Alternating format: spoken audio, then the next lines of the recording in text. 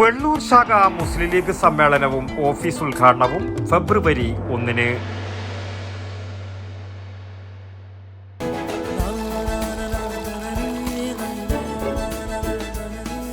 നിങ്ങൾ കഴിക്കണം, ജനതയുടെ പാലും നെയ്യും ഭക്ഷണത്തിന്റെ ഭാഗമാക്കണം. ആരോഗ്യമുള്ളവർക്കേ നാളെയുള്ളൂ. വെള്ളൂർ ശാഖ മുസ്ലിം ലീഗ് സമ്മേളനവും നവീകരിച്ച ഓഫീസ് ഉദ്ഘാടനവും ഫെബ്രുവരി 1-ന് നടക്കുമെന്ന് ബന്ധപ്പെട്ടവർ മാധ്യമ സമ്മേളനത്തിൽ അറിയിച്ചു.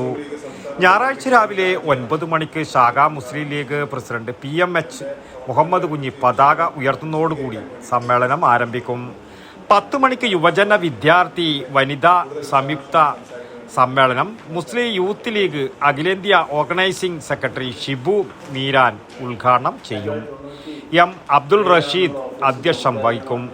ആയിഷ ഫർസാന പ്രസംഗിക്കും. മുതിർന്ന പാർട്ടി പ്രവർത്തകരെയും നാട്ടിലെ ട്രാഫിക് സേവകരായ ട്രക്കർ ഡ്രൈവർമാരെയും ചടങ്ങിൽ ആദരിക്കും. വൈകുന്നേരം 4 മണിക്ക് കാറമേൽ റേഷൻ ഷാപ്പ് പരിസരത്ത് നിന്ന് പ്രകടനം ആരംഭിക്കും.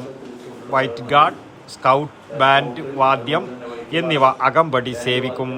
6:30-ന് ഓഫീസ് ഉദ്ഘാടനം സംസ്ഥാന മുസ്ലിം ലീഗ് സെക്രട്ടറി KM ഷാജി നിർവഹിക്കും.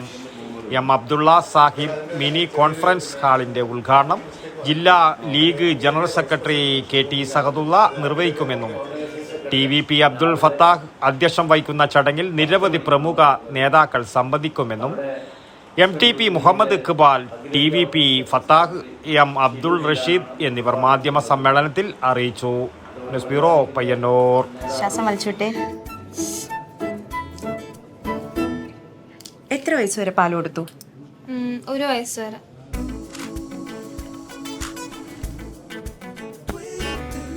കണ്ടില്ലേ, ഇപ്പോഴത്തെ കുട്ടികളുടെ IQ ലെവൽ വളരെ ഹൈ ആണ്. അത് നിലനിർത്തണമെങ്കിൽ പ്രോട്ടീനും കാൽസ്യവും അടങ്ങിയ ശുദ്ധമായ പശുവിൻ പാൽ ദിവസവും കൊടുക്കും.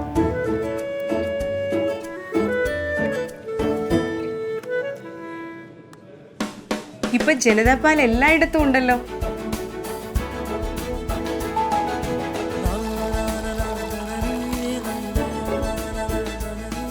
നിങ്ങൾ കഴിക്കണം, ജനതയുടെ പാലും നെയ്യും ഭക്ഷണത്തിന്റെ ഭാഗമാക്കണം.